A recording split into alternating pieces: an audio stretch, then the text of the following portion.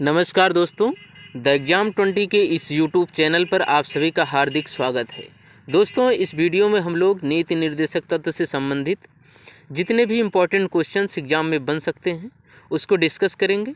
इसमें जितने भी क्वेश्चंस अभी तक प्रीवियस ईयर में पूछे गए हैं उसको भी लिया गया है। पहले हम लोग नीति निर्देशक तत्व से संबंधित जो भी अनुच्छेद हैं, अनुच्छेद 36 से अनुच्छेद 51 तक सभी अनुच्छेद को विस्तार से चर्चा करेंगे। उसके बाद इससे संबंधित कुछ महत्वपूर्ण जो बहुविकल्पीय प्रश्न है एमसीक्यू हो उसको सॉल्व करेंगे। चलिए वीडियो में आगे बढ़ें। इससे पहले आप लोगों से छोटा सा अनुरोध है कि अगर आप लोग वीडियो पे चैनल पे नए हैं तो चैनल को सब्सक्राइब करिए। वीडियो अगर पसंद आए तो इसे लाइक करिए, ज़्यादा से ज़्यादा लोगों तक इसे शेयर करिए ताकि और लोगों को भी हेल्प मिल सके। दोस्तों, जो नीति निर्देशक तत्व है इसे जो है कि संविधान के भाग 4 में अनुच्छेद 36 से 51 तक में वर्णित किया गया है।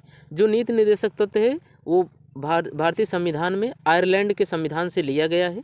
नीति निर्देशक तत्व न्यायालय में परिवर्तनीय नहीं है। इसका तात्पर्य ये होता है कि अगर आपको किसी नीति निर्देशक तत्व पे आपका कोई वर्णन किया गया है, आपको गवर्नमेंट प्रोवाइड नहीं करा रही है, तो आप न्यायालय में नहीं जा सकते हैं। अर्थात नीति निर्देशक तत्व को न्यायालय लागू नहीं करा सकती है। जब भी सरकार के पास उचित संसाधन होगा तो वो नीति निर्देशक तत्वों के माध्यम से लोक कल्याण की भावना को अपना प्रदर्शित करेगी।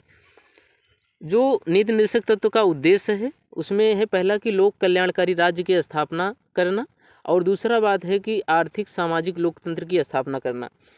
दोस्तों, जो नीति निर्देशक तत्व का उद्देश्य है, इसका क्या उद्देश्य था कि किस लिए इसे संविधान में रखा गया है, तो इसका पहला उद्देश्य है कि जो राज्य है मतलब जो भारत है, भारत को लोक कल्याणकारी राज्य बनाना।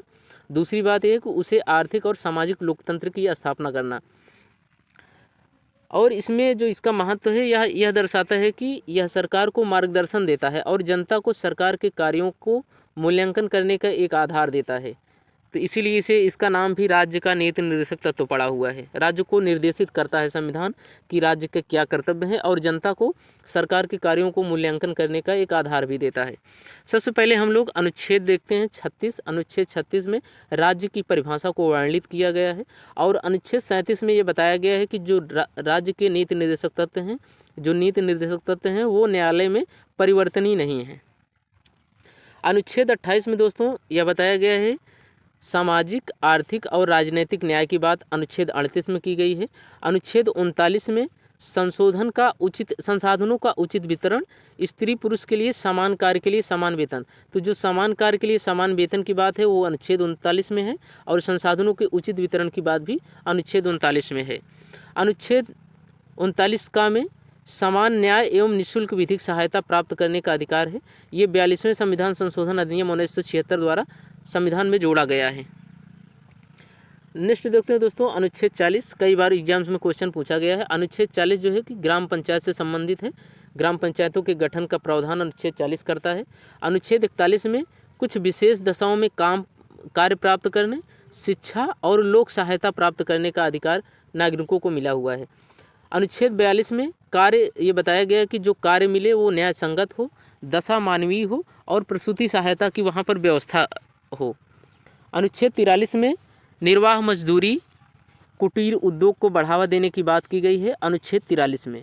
अनुच्छेद 44 जो है वो समान नागरिक संहिता से संबंधित है। यहाँ से भी कई बार क्वेश्चंस पूछे गए हैं। तो अनुच्छेद 44 समान नागरिक संहिता, इसे याद कैसे करेंगे, 4 समान है तो समान नागरिक संहिता अनुच्छेद 44 में हो जाएगा।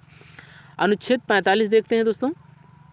इसे भी पहले यहाँ पर जो अनुच्छेद 21 का जोड़ा गया 86वें संविधान संशोधन अधिनियम 2002 द्वारा, तो पहले यही उसका जो है कि उल्लेख यही अनुच्छेद 45 में था।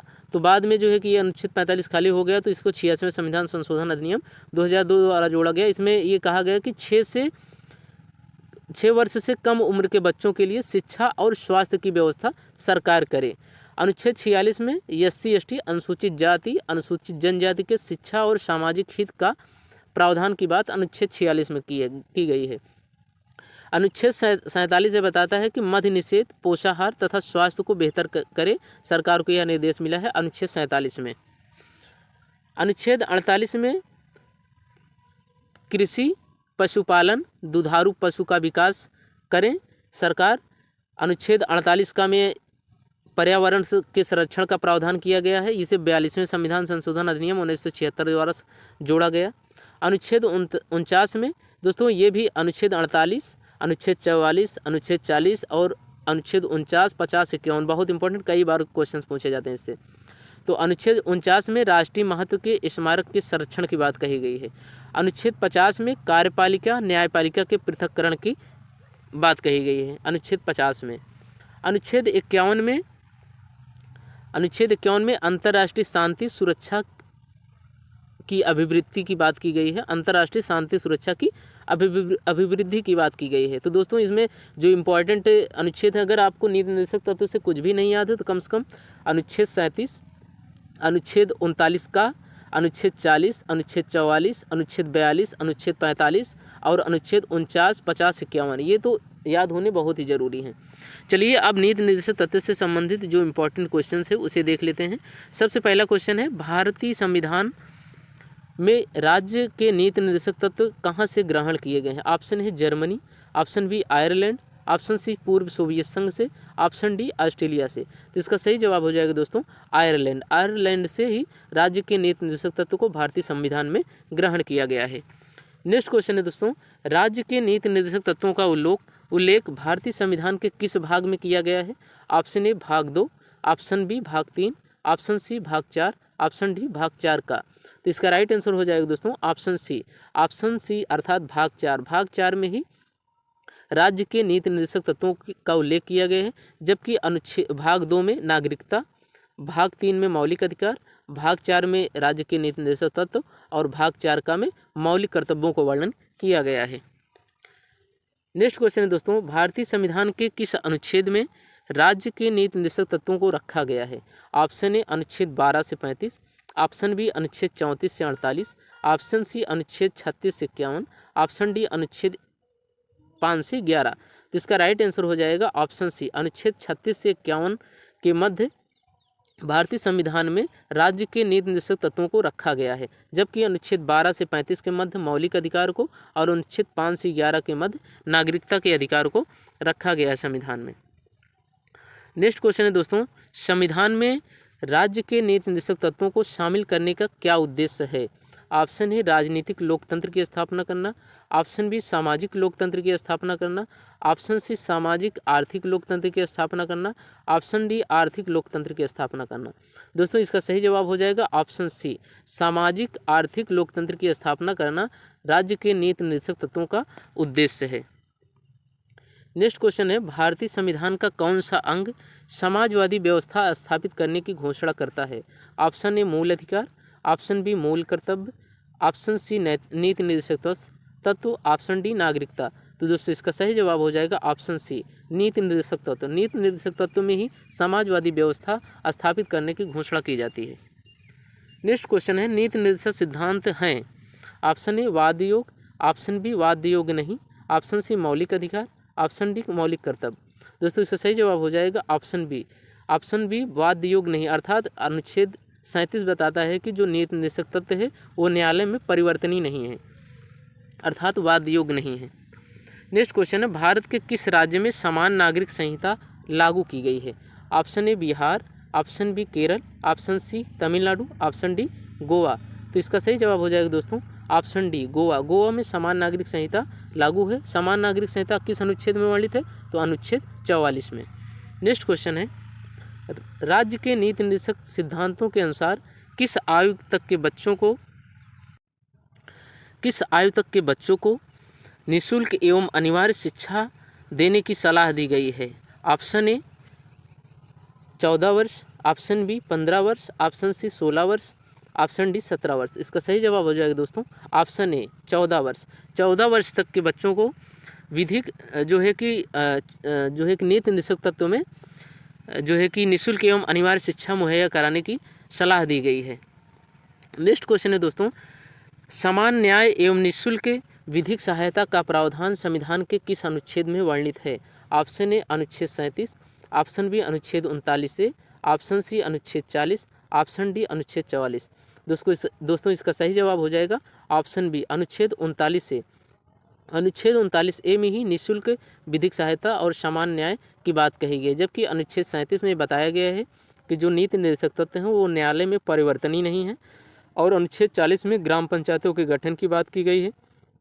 अनुच्छेद 44 में समान नागरिक संहिता की बात की गई है। नेक्स्ट क्वेश्चन है दोस्तों, भारतीय संविधान के निम्नलिखित में से कौन सा राज्य सरकारों को ग्राम पंचायतों के गठन करने का निर्देश देता है? ऑप्शन ए अनुच्छेद 37, ऑप्शन बी अनुच्छेद 40, ऑप्शन सी अनुच्छेद 44, ऑप्शन डी अनुच्छेद 51। तो इसका सही जवाब हो जाएगा ऑप्शन बी अनुच्छेद 40। अनुच्छेद 40 में ही राज्य सरकारों को ग्राम पंचायतों को के गठन का निर्देश दिया गया है। जबकि अनुच्छेद 37 में यह बताया गया है कि राज्य के नीति निर्देशक तत्व न्यायालय में परिवर्तनीय नहीं है। अनुच्छेद 40 में पंचायतों के गठन की बात, अनुच्छेद 44 में समान नागरिक संहिता, अनुच्छेद 51 में अंतर्राष्ट्रीय शांति सुरक्षा की अभिवृद्धि की बात की गई है। नेक्स्ट क्वेश्चन है दोस्तों, भारतीय नागरिकों के लिए एक समान सिविल संहिता प्राप्त करने की बात कही गई है। ऑप्शन ए अनुच्छेद 40, ऑप्शन बी अनुच्छेद 44, ऑप्शन सी अनुच्छेद 45, ऑप्शन डी अनुच्छेद 48 का। तो इसका सही जवाब हो जाएगा दोस्तों ऑप्शन बी अनुच्छेद 44। अनुच्छेद 44 में ही समान नागरिक सिविल संहिता जो है इसका उल्लेख किया गया। जबकि अनुच्छेद 40 में ग्राम पंचायतों के गठन की बात और अनुच्छेद 45 में 6 वर्ष से कम उम्र के बच्चों को शिक्षा और स्वास्थ्य की व्यवस्था का प्रावधान किया गया है। इसे 86वें संविधान संशोधन अधिनियम 2000 इसे 86वें संविधान संशोधन इससे 46वें संविधान संशोधन अधिनियम 86वें संविधान संशोधन अधिनियम 2002 द्वारा 45वें अनुच्छेद को जोड़ा गया। इसमें 6 वर्ष से कम उम्र के बच्चों को शिक्षा और स्वास्थ्य की व्यवस्था की बात कही गई है। जबकि अनुच्छेद 48 का को 42वें संविधान संशोधन अधिनियम 1976 द्वारा जोड़ा गया और इसमें पर्यावरण के संरक्षण की बात कही गई है। नेक्स्ट क्वेश्चन है दोस्तों, संविधान के किस अनुच्छेद में न्यायपालिका और कार्यपालिका के पृथक्करण का उल्लेख किया गया है? ऑप्शन ए अनुच्छेद 44, ऑप्शन बी अनुच्छेद 40, ऑप्शन सी अनुच्छेद 50, ऑप्शन डी अनुच्छेद 51। तो इसका सही जवाब हो जाएगा ऑप्शन सी अनुच्छेद 50। अनुच्छेद 50 में कार्यपालिका और न्यायपालिका के पृथक्करण की बात की गई है। अनुच्छेद 44 में समान नागरिक संहिता की बात की गई है। अनुच्छेद 40 में ग्राम पंचायतों के गठन की बात की गई है। जबकि अनुच्छेद 51 में अंतर्राष्ट्रीय शांति सुरक्षा की अभिवृद्धि की बात की गई है। नेक्स्ट क्वेश्चन है, राज्य के नीति निर्देशक सिद्धांतों में किस अनुच्छेद का संबंध अंतर्राष्ट्रीय शांति और सुरक्षा से संबंधित है?